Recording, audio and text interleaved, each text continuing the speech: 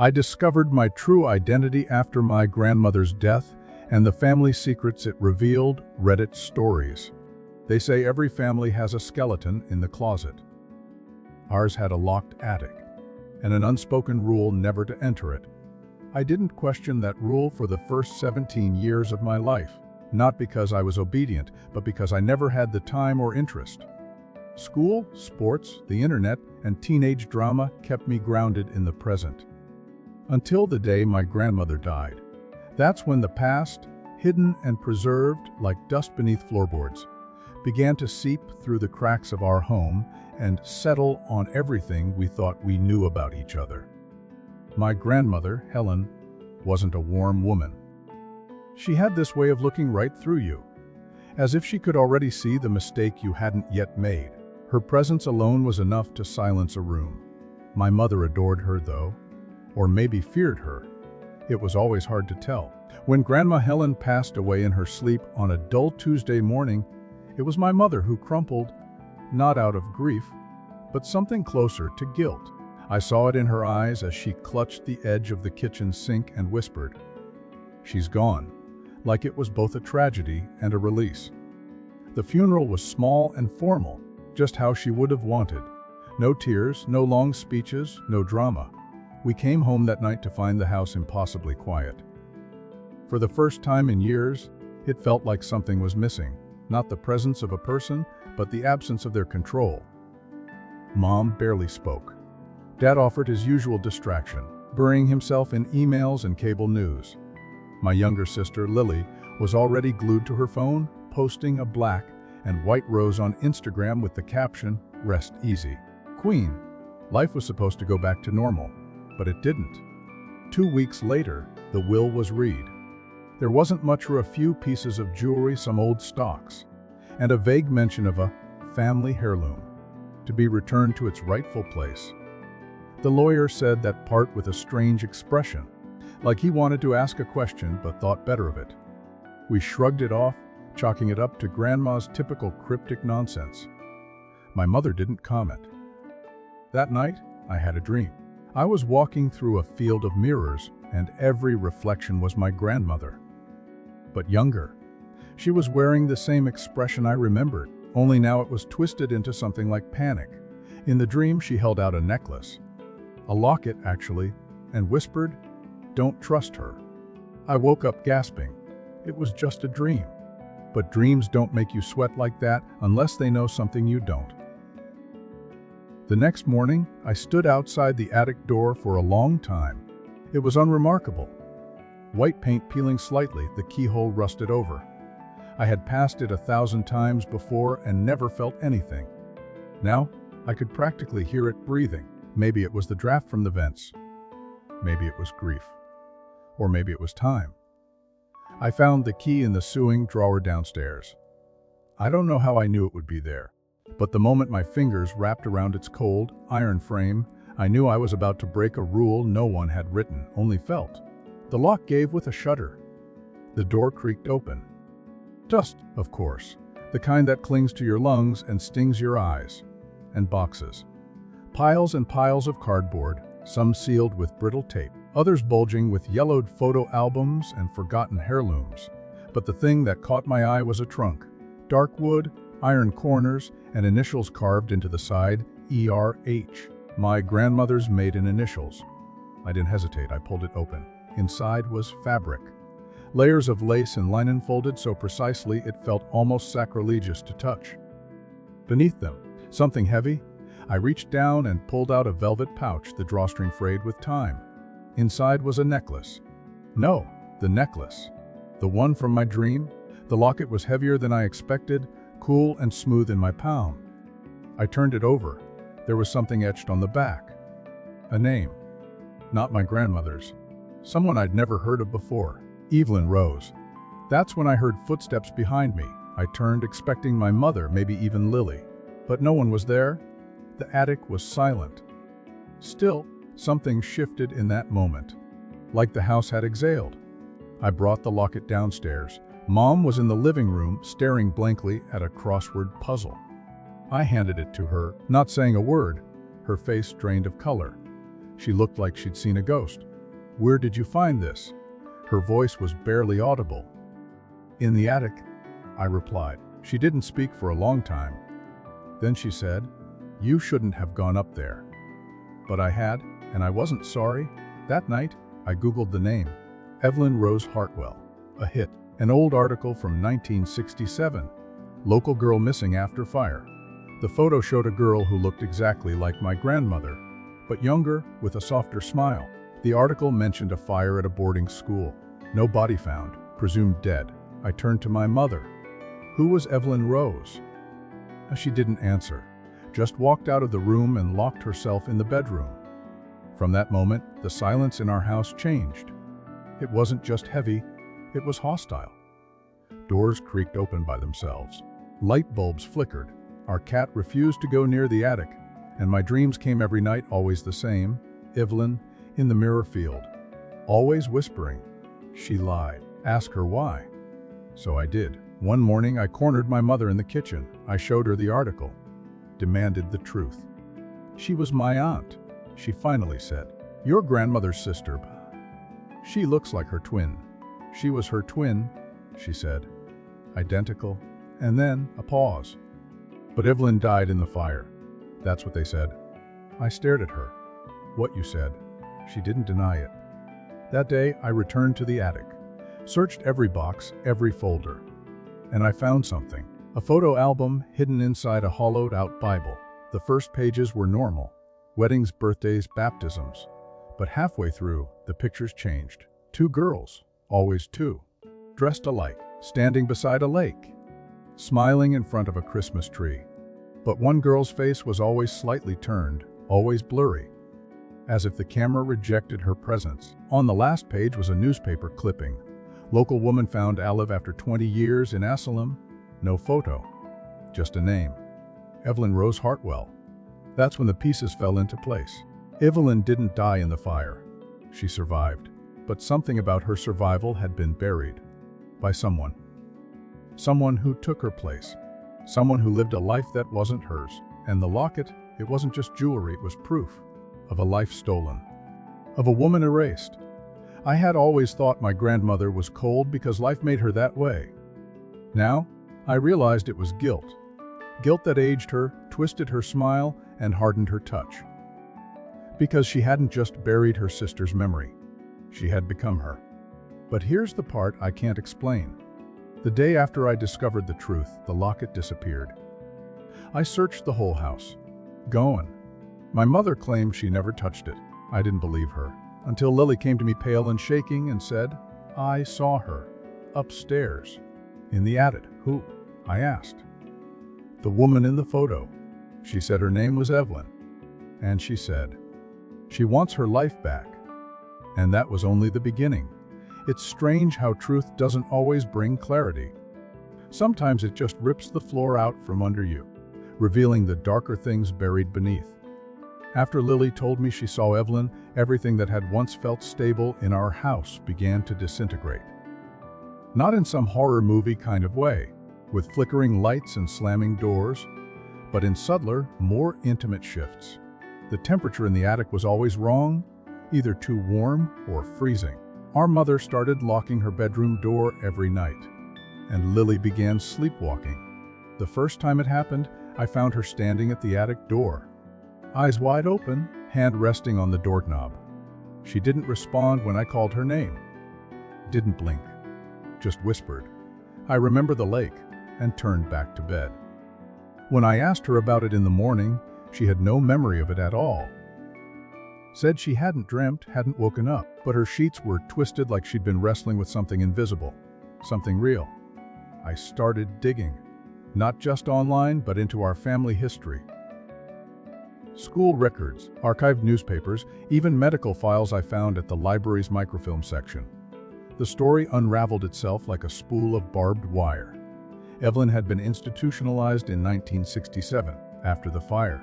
Not because she was mentally ill, but because she insisted that her sister had started the fire to kill her. And that she wasn't Evelyn at all. She claimed Helen had taken her identity after the blaze, convincing everyone that she was the surviving twin and locking the real Evelyn away.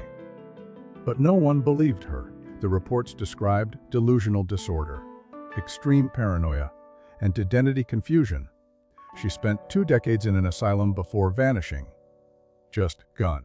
I kept thinking about the last photo in the album. Woman found alive after 20 years. The article had no picture, no confirmation. It was like she returned, but not to the world, to the shadows between our lives, waiting, watching, planning. And then came the letters. They started appearing under my door. Folded pages, yellowed and brittle, written in cursive that danced like branches in the wind. No envelope, no signature. Just a name at the bottom, Evelyn Rose. The first letter read, "I remember the cold floor." The nurses, the way they called me the liar. But I was never the liar, she was. She stole the necklace, stole my name. I see her now in your mother's eyes.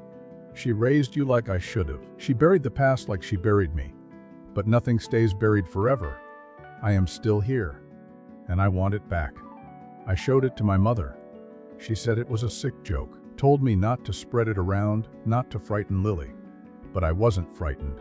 Not yet. Just obsessed. I went back to the attic every night after that, searching for anything else. And on the third night, I found the second trunk, smaller, with a broken clasp tucked behind a stack of water-damaged board games. Inside were photographs. Dozens of them, all of the same girl. Long brown hair, soft smile, those same gray eyes that seemed to skip a generation and land in mine. Evelyn, or Helen, I couldn't tell anymore. One photo caught my eye. 2 girls, maybe 7 years old, dressed in white, standing in front of a mirror. But in the reflection, only one child was visible. I asked my father if he'd ever heard about Evelyn. He paused, fork halfway to his mouth, and said, "Only once. Your grandmother used to talk to herself. I thought it was just, old age setting in. But sometimes she said things like, 'I did what I had to, and she would have ruined everything. Your mom told me to ignore it. So I did.' But Lily started changing too. She was quieter, pale. She stayed in her room with the lights on all night. I found her sketchbook one morning. It was filled with drawings of a woman in the attic. The same face over and over again, sometimes smiling, sometimes crying, and once, bleeding. I confronted my mom again. This time I didn't ask politely. I demanded to know who Evelyn really was. What happened to her? Why she'd been silenced? She broke? She told me everything. She was 15 when the fire happened. She remembered hearing screaming from the dormitory, smoke filling the halls. She found one of the twins unconscious, dragged her out before the roof collapsed. The doctors said it was Evelyn. But days later, the girl woke up and started insisting she was Helen, accusing everyone, ranting, crying, saying the fire was deliberate, that it was a trap. My grandmother, Helen or Evelyn, or whoever she was, never visited her, just signed some papers and walked away. The story was buried under medical reports and time. But my mother remembered. She said she always had nightmares about that moment. The moment her mother looked her in the eyes and said, "She wasn't right. You have to forget her." But Evelyn hadn't forgotten us. The second letter came 2 days later. I see her now. She's slipping. She can't keep the lies straight. She whispers to herself. Cries in the bathroom. "You remind her too much of me." That's why she's afraid. But you deserve the truth. You deserve the name. Come to the lake. The one in the photo. I'll show you everything. We didn't know which lake, but the photo album gave a clue.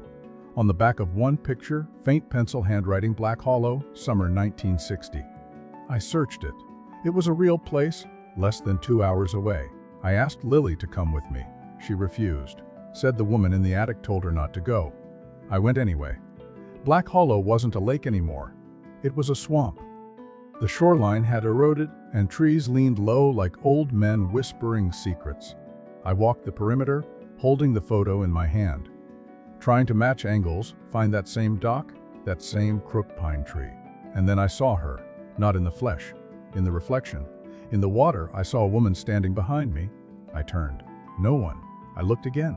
There she was. Dark dress, pale hands, locket around her neck. She pointed. There, half buried in the mud, was a wooden box. I pulled it free, heart racing. Inside were three things: a diary, a newspaper clipping, and a blood-stained handkerchief embroidered with the letters ERH. The diary changed everything. It wasn't Evelyn's, it was Helen's.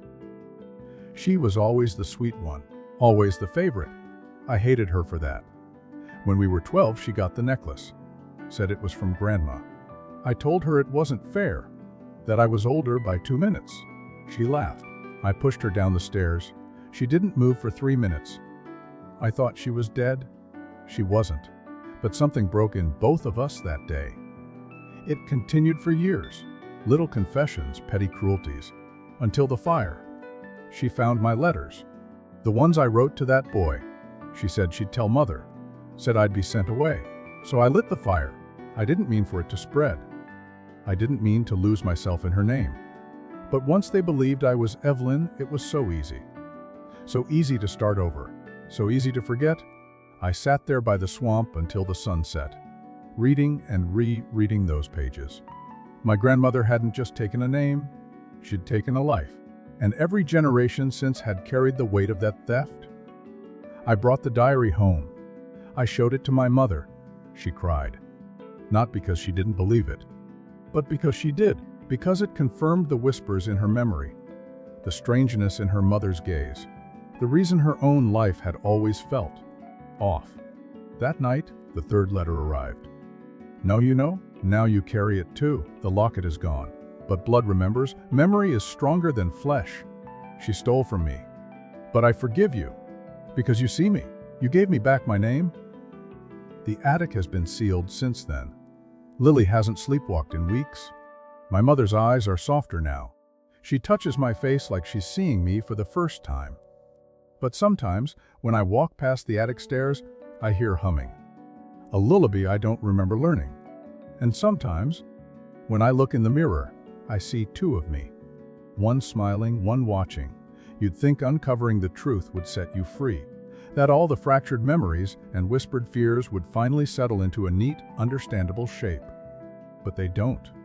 If anything, truth is a kind of poison, slow and lingering. It seeps into the cracks of your life, turns every normal moment into something sinister, something laced with questions, especially when you start to wonder not just who your grandmother really was, but who you might be. After we sealed the attic and buried the diary in a fireproof box, life didn't return to normal. It just changed shape. My mother stopped mentioning her mother at all. She donated the photo albums, sold the house's antique furniture, and even painted over the stairwell that led to the attic, as if erasing the doorway might erase what was behind it. But you can't paint over a haunting. You can't bury blood deep enough when it runs through you. Lily was the first to slip. At first, I thought she was just tired. Pale, withdrawn, sleepwalking again. But then she began to speak in her sleep, whispering things that no one had told her. Details only I knew. Phrases from the diary, exact sentences Evelyn had written. One night, I heard her murmur, "I was the favorite once, until I was pushed, until I fell." And then she cried, not like a child having a bad dream, but like someone remembering a wound too old to bandage. The locket, the one that vanished from my drawer, returned. I found it on Lily's nightstand, glinting in the moonlight like it had always been there. But it wasn't the same. The clasp was different. And inside, the picture was gone, replaced with a scrap of old paper folded tightly. I unfolded it with shaking fingers. Blood sees itself. When mirrors crack, truth leaks out. My skin went cold. I tried to confront Lily, to ask her if she remembered taking it. She just stared at me, eyes glassy, like she was listening to something only she could hear. Then she said, "It's your turn now. To carry it, to feel it." I thought the attic had been the source. But it wasn't. It was the trigger. The source was us. I started dreaming again. This time it wasn't Evelyn standing in the field of mirrors. It was Lily. But not as she was now. As an older version of herself, face streaked with ash, the locket bleeding from its hinges. She would hold out her hand, and behind her, the mirror would ripple. And I swear, every time, someone else was about to step through. Someone wearing my face. The dreams turned to visions. I'd see movement in reflective surfaces. Not the glitch a horror flick kind of thing, but subtle. Just enough for doubt to settle into my brain like mold.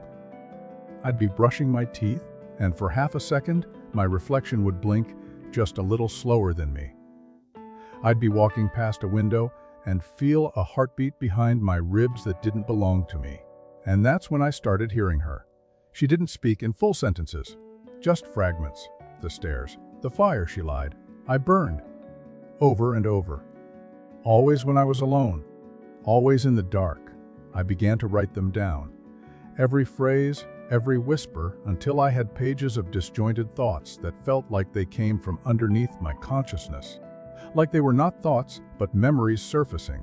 I began to question everything I knew about my family, especially my mother. If she had hidden Evelyn's existence, even as a child. What else had she buried? What stories had been sanitized? Whose life had she protected, and whose had she sacrificed? So I did what I swore I wouldn't. I opened the attic again. It was different this time. Colder. Silent in a way that felt intelligent. Like the room was holding its breath. Everything was just where we left it, but there was something new. A mirror. A large, full-length antique thing with a gold frame pushed against the far wall. I didn't remember it being there before. I didn't think it had been. I stood in front of it, half expecting Evelyn or Helen or both, but it wasn't them I saw. It was me, but not me. My reflection blinked, but I hadn't. It smiled, tight and knowing, and then raised its hand before I even thought to move. I staggered back, heart pounding. The mirror flickered like it was water held together by willpower. And just before I turned away, I saw something step forward. A hand. Thin, gray, and then the mirror was just a mirror again. I didn't tell anyone what I saw. Not even when the mirror appeared in our hallway the next morning. My mother claimed it had always been there. Lily said she saw me standing in front of it all night, just staring. I knew I hadn't. I knew I hadn't. Unless it wasn't me. That's when I started researching mirror folklore. Across cultures, they've always been seen as portals, as ways to trap souls, or let them escape. There was one entry in a forum, deep web kind of stuff, about a twin who used a mirror to return, to reclaim what was taken. The post ended with, "If you dream of yourself, it's already too late." I had been dreaming of myself. The last straw came when I found Lily's latest drawing. It wasn't of Evelyn this time. It was of me. But my eyes were hollow, mouth stitched shut, hands covered in soot. And above my head was scrawled, "She lives in you now." I took Lily and left the house that night. We stayed in a motel. I told our mother we needed a break. She didn't fight me, just nodded. Her skin was pale, lips chapped, and she stared at the corner of the room like something was always standing there. At the motel, Lily finally spoke. "She's not angry anymore. She's waiting." "Waiting for what?" I asked. "For you to remember?" I didn't sleep that night. Instead, I drove. I went back to Black Hollow. Back to the swamp where I found the diary. This time, I brought a lantern and a shovel. I didn't know what I was looking for, only that something else was buried there. Something Helen hadn't confessed to. Something Evelyn still needed me to find. I dug for hours. At sunrise, I hit something solid. A box. Metal rusted, sealed shut with wire. I cracked it open with a tire iron. Inside were bones. Small. Human. And a second locket. This one burned to the touch. I didn't take it. I left the box open by the water's edge and whispered, "I know. I understand." And for the first time, the wind stopped. Dead still. Then, just as suddenly, a gust of cold air swept through the reeds. And I swear it sounded like a voice exhaling. When I returned to the motel, Lily was already awake. She smiled, not like herself, like someone older, someone who'd carried a lifetime of silence and finally let it go. She says, "Thank you," she said. She doesn't need the mirror anymore. I didn't understand then, not fully. But when we went back home the next day, the mirror was gone. So was our mother. The door to her bedroom was open, window flung wide, curtains fluttering like frantic hands. On her bed was a note, just one line. "Blood returns to blood." And beneath it, the necklace. The original one, still warm, still humming. We never found her. Police called it voluntary disappearance. Said she might have snapped under stress. They didn't know what we did. That she'd been wearing a mask for decades. That someone else had waited, and when the moment came, stepped through the glass. And maybe I'm wrong.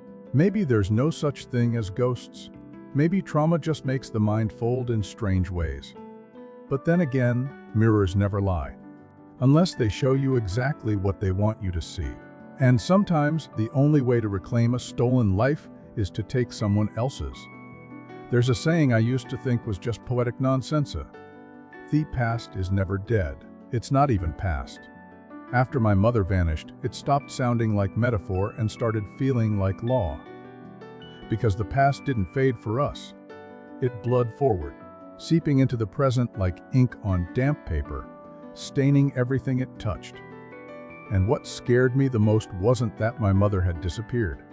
It was that I wasn't sure who had disappeared, or who had come back in her place. For the first few weeks, Lily and I lived in limbo.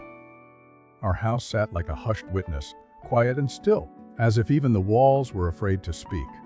The attic was sealed again, the mirror gone, the locket locked away in a drawer wrapped in salt and rosary beads. My last attempt at protection, more instinct than belief. We told the police everything could without sounding insane, that our mother had become distant, unstable, and then just vanished. There were no signs of forced entry. No broken locks, just an open window and a name scrawled in faded ink. Blood returns to blood. The authorities eventually gave up. They called it a case of adult disappearance, filed and forgotten. But Lily and I knew better. Not just because of what we'd seen or heard, or dreamed, but because the air in our house had changed again. The kind of change you can't explain unless you've lived it. Like waking up in a house that looks the same, but isn't. It's not haunted by ghosts, it is the ghost. Breathing, watching. Lily stopped drawing. She started writing instead. Long, scrawled entries in a leather-bound journal she refused to let me see. Sometimes I'd walk past her room and hear her whispering into it, like it could hear her. She said the woman wasn't whispering anymore. She said she was inside now, listening. That she only got louder when Lily tried to sleep. I wanted to get rid of the locket, burn it, bury it, sink it in the lake. But every time I picked it up, I froze. It wasn't fear, it was recognition. Like holding something that knew you, that had memorized your heartbeat before you were born. So I started asking questions. To neighbors, old family friends, anyone who had known Helen or Evelyn back in the day. Most of them were either long gone or polite enough to pretend they didn't remember. But one woman, Mrs. Whitlow, a retired nurse who used to live across the street, finally cracked. I remember them, she said, sitting on her porch in a house that smelled like dust and mothballs. The twins. Mirror images, but not the same. One of them had this light, this glow about her. The other, though, she was quiet, not shy, but cold, calculated, like she knew how to smile but didn't see the point in it. I asked her which one my grandmother had been. She paused. That's just it. Everyone thought it was Evelyn who died, but after the fire I wasn't so sure. The girl who survived, her eyes changed. Her whole way of speaking. I said once, "You remind me more of Helen," and she froze. Just for a second. But I never forgot the way she looked at me. Like I'd seen something I wasn't supposed to. I asked why she never said anything. She looked me dead in the eyes. Because the girl I saw after the fire wasn't someone you accuse. She was someone you survived. I left her porch shaking. Back home, Lily was gone. Her room was empty, window open. Again. And on her bed, her journal, I opened it. Every page was written in a spiral. Not paragraphs, not sentences. Just words in a tightening circle, pulling inward like a whirlpool. And at the center of the final page, scrawled in red ink, "She's not finished. She never was. I saw her in the mirror, and she smiled with your face." I panicked. Called the police. They found her 2 hours later, walking barefoot down the road toward the lake. Her hands were raw, eyes vacant. When they tried to talk to her, she just kept saying, "She remembers now. She remembers everything." They admitted her to a psychiatric facility for evaluation. Said it was likely stress-induced psychosis, compounded by trauma. But they didn't see the way her nails were chipped like she'd been clawing at glass. Or how, when I visited her, she refused to look at any reflective surface in the room. "I'm not alone," she whispered to me once. "When you sleep, she practices your face." That night, I finally did what I had been dreading. I opened the locket. Inside was the usual clasp for a photo, but there was something behind it this time, paper, crumpled, yellowed. I pulled it out. It was a birth certificate, but not mine, not Lily's. Evelyn Rose Hartwell. Born 2 minutes after Helen Grace Hartwell. But the strange part was the handwriting at the bottom. Someone had scribbled over the mother's name and written, "Property of the mirror. Do not remove." I didn't know what it meant until I looked again and saw that my reflection had blinked. Late again. That night, I dreamed of my birth, but not like a memory, like a reenactment. 2 babies. A storm outside. Screaming. One baby crying, the other silent. The mirror in the delivery room cracked as lightning struck, and in its reflection, only one baby was visible. I woke up gasping, sweat and afraid.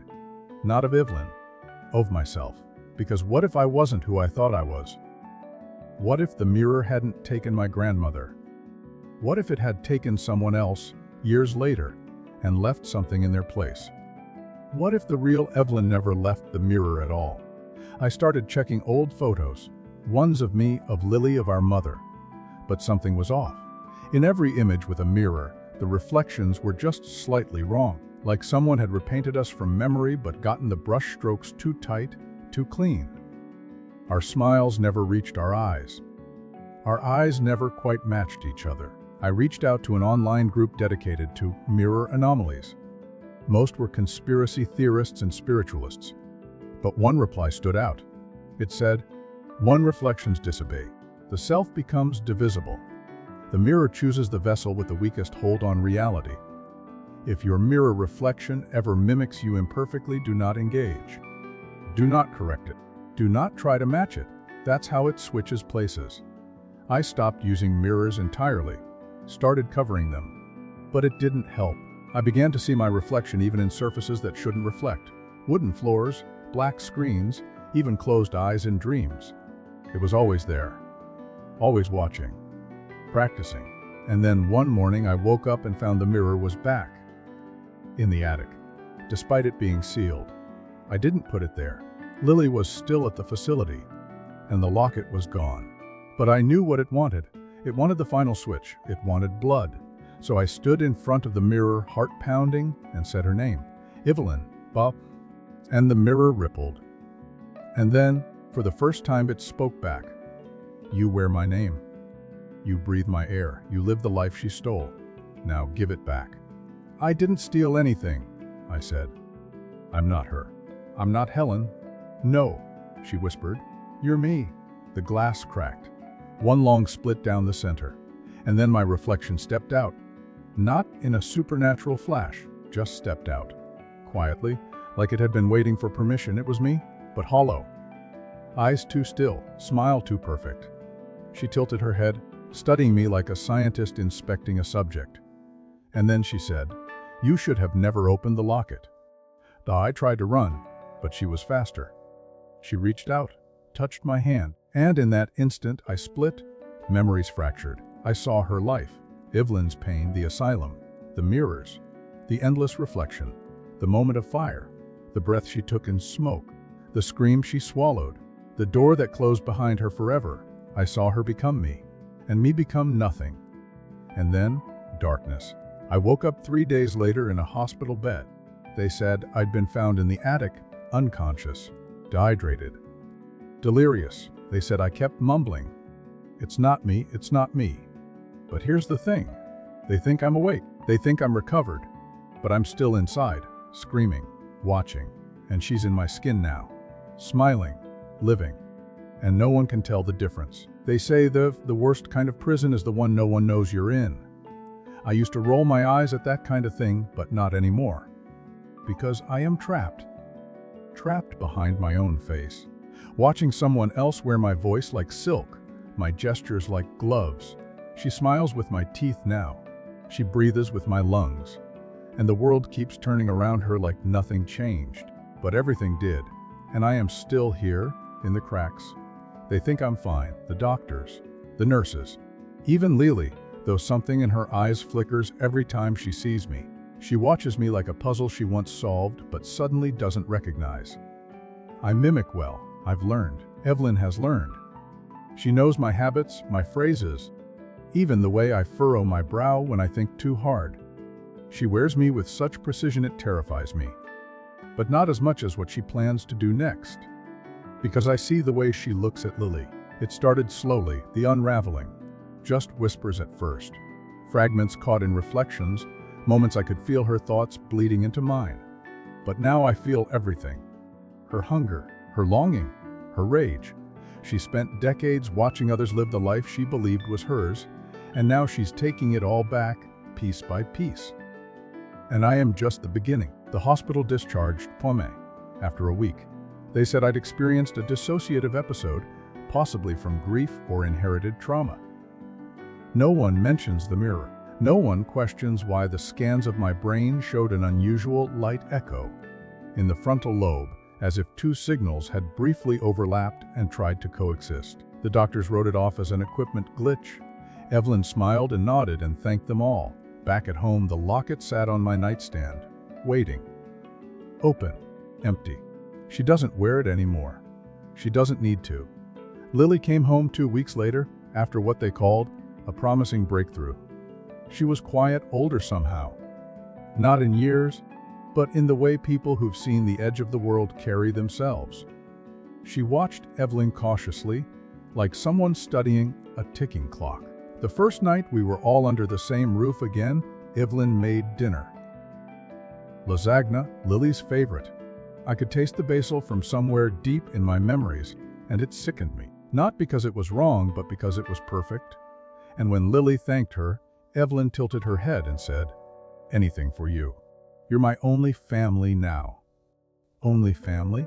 It sounded like a warning. That night, Lily wrote in her journal again.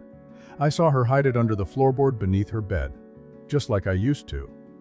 Evelyn doesn't know that yet. She will. She learns fast. But Lily's writing, it's different now. She scribbles in loops and spirals like I did when the mirror was bleeding through. And I'm terrified that she's starting to hear the same things. That the mirror isn't just a portal, but a disease, a contagion. And now it's spreading. I've tried to fight from within, tried to scream through her eyes, force her hands to shake, make her hesitate. But she's too strong. She's had too long to prepare, and I've had too little time to understand what I am now. But then something shifted. The first crack. It was during a thunderstorm. The power went out, and the mirror in the hallway lit up. Faintly, like it had its own electricity. I watched from the inside, watching Evelyn watch herself. And for a brief moment, she blinked late. Just once, just enough for me to feel the split again. Like the prison door jiggled. It gave me hope. Tiny, dangerous, but enough. So I began watching her as she had watched me. Every movement, every moment of doubt. I began testing the edges of her grip, seeing where she was vulnerable. And I found something. She can't enter sleep fully. At night, she tenses, holds her breath. She twitches violently just as she's about to fall asleep, like something's trying to pull her back in. And that's when I push. That's when I scream inside her skull. And that's when she dreams of me. I appear in the mirror behind her. I smile with her smile. And I whisper, "You're not done yet." She wakes gasping every time. The cracks are growing. But she's not backing down. She's speeding up. She started preparing the attic again, cleaning it, scrubbing every inch, whispering names under her breath. Names I don't recognize. And one name I do. Lily. I don't know what the ritual is, but it's coming. And it's not for her. It's for my sister. She's planning to pass it on, to trade again, to bury her pain in someone else. And I won't let that happen. So I started planting things. Not physical objects. Memories. I found a way to press through. During the moments she's half asleep, I send fragments, sandwiches, the lake, the fire, the diary. I give them to Lily in pieces. I see them in her eyes the next day. Recognition she can't explain. She draws again now. I saw a sketch she tried to hide. It was me. The real me. The one from before the mirror. And under it, one word. She noped. She just doesn't know what to do. But I do. The locket is the key. It always was. It's not just an heirloom. It's a vessel, a prison, a mirror in metal, and it can be used in both directions. Evelyn came through with it. But maybe, just maybe, I can send her back through it. But I need help. I need Lily, and time is running out. Evelyn is accelerating. Her behavior is changing. More erratic. She talks to herself now, paces, holds the locket at night and whispers things in Latin I didn't know she knew. She thinks no one hears. But Lily does. I do.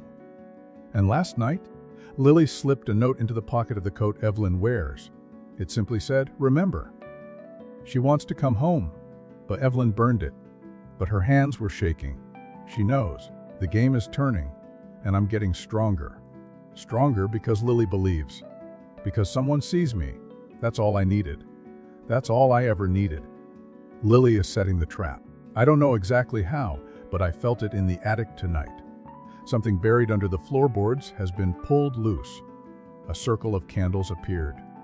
Salt. Mirror shards placed facing inward. And the locket in the center.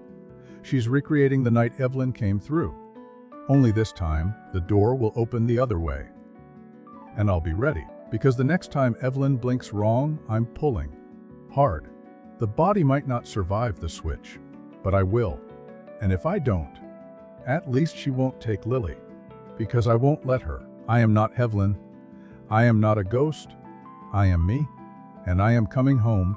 The night it all ended, the sky split open like it knew what was coming.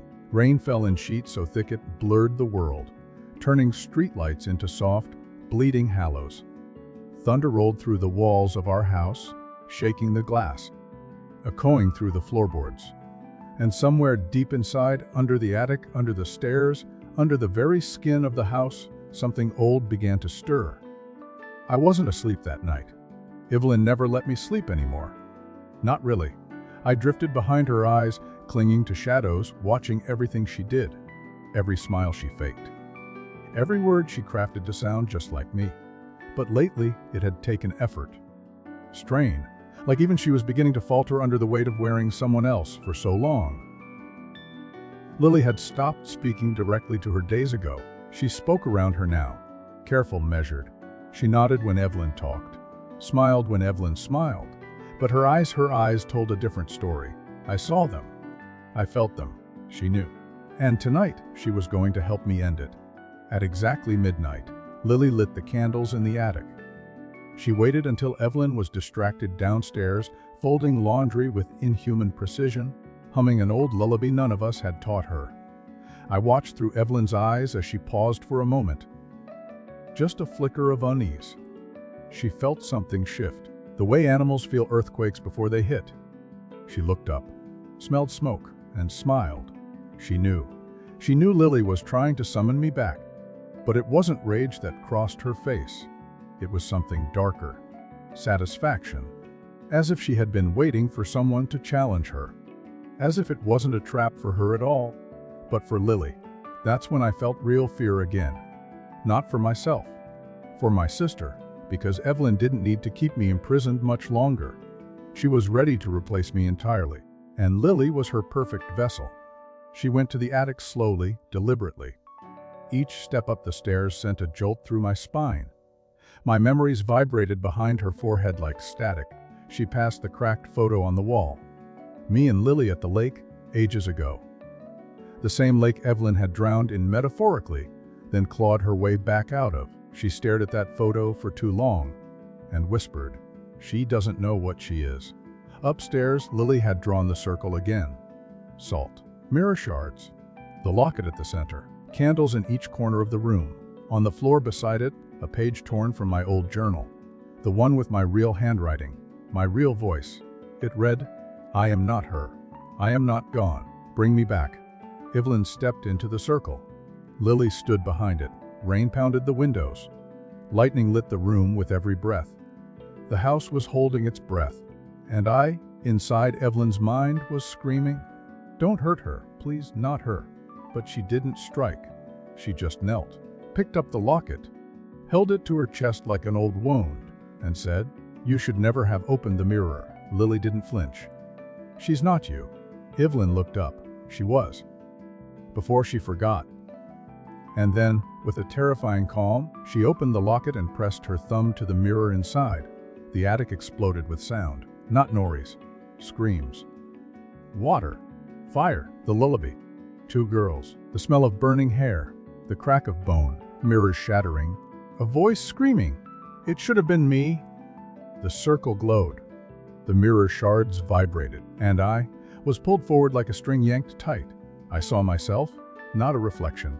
Me, hovering above the circle, weightless, wordless, waiting. Lily was crying now. She chanted the words Evelyn had taught her from the diary, not knowing they weren't just spells. They were commands, anchors, a map for returning a soul, but not necessarily the right one.